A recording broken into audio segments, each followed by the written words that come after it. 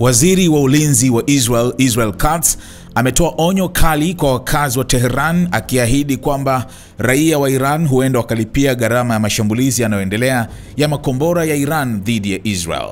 Tangu Ijumaa, mashambulizi ya makombora ya Iran yamegonga maeneo yenye watu wengi nchini Israel, yakiwemo jiji la Tel Aviv na Haifa, na kuua watu takriban 21 na kuwajeruhi mamia wengine. Dikteta mwenye kiburi wa Tehran amegeuka muuaji mwenye uoga anayevurumisha makombora kwenye makazi ya raia wa Israel ili kuzuia IDF kuendelea na mashambulizi yanayoharibu uwezo wake wa kijeshi, alisema Katz, akimaanisha kiongozi mkuu wa Iran Ayatollah Ali Khamenei. Wakazi wa Tehran watalipa gharama na muda si mrefu, aliongeza, akionyesha dalili ya mashambulizi ya kulipiza kisasi dhidi ya raia wa Iran. Wakati huo mamlaka za Iran zimeripoti kunyongwa kwa mtu anayedaiwa kuwa jasusi wa Israel ndani ya Iran. Kwa mujibu wa Mizan Online, shirika la habari linalohusiana na mahakama ya Iran, jasusi huyo anayetambulika kama Ismail Fikri alinyongwa baada ya mahakama kuu ya Iran kuthibitisha hukumu ya kifo dhidi yake.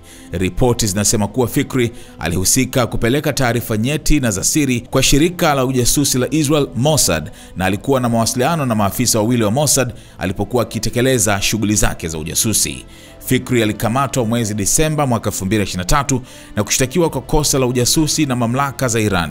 Mizan Online ilinukuu mahakama ya Iran ikisema kuwa kunyongwa kwake ni pigo kubwa la kijasusi kwa mtandao wa Mossad. Mgogoro unaozidi kupamba moto kati ya mataifa haya mawili unaendelea kuzua wasiwasi mkubwa duniani, huku hatari ya vifo zaidi vya raia kwa pande zote mbili ikiongezeka kila siku.